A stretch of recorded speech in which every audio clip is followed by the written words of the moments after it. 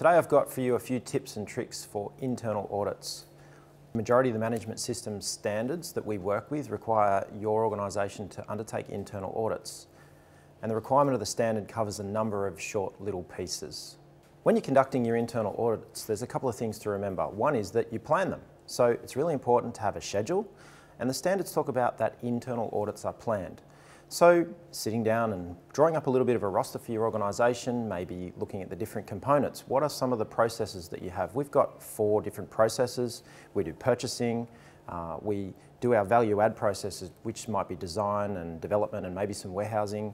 And then we go through and we do dispatch and delivery. So dividing your business into those parts and then choosing a time that's relevant for the business and not going to be a major impact, and going through and conducting those internal audits in those areas. So that's going to form your plan for the year. When you then go on to undertake those internal audits, I recommend that you divide your internal audits into 3 parts. When you're undertaking your internal audits, dividing it into 3 parts gives you the opportunity to sit down and prepare. So do a desktop assessment.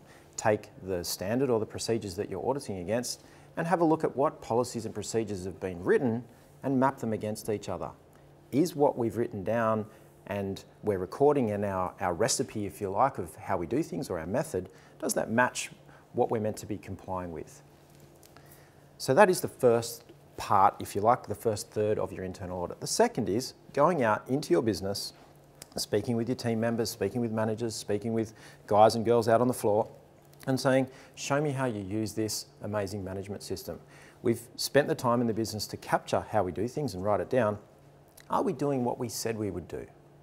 Then the last part is to take your notes, assemble your thoughts, and start looking at, well, what's the next step of my process flow of my internal audit? So you might have a non-conformance register, you might write a list of observations, or you might just put some bullet points down to sit down with the management team and have a discussion about some of the things that you've found that are opportunities for improvement.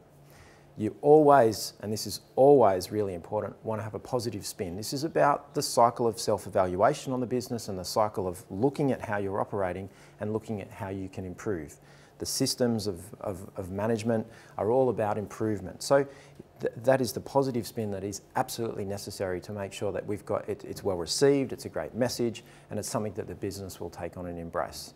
So go out there, give it a go. You have my best wishes. And enjoy it and have some fun. Thanks, guys.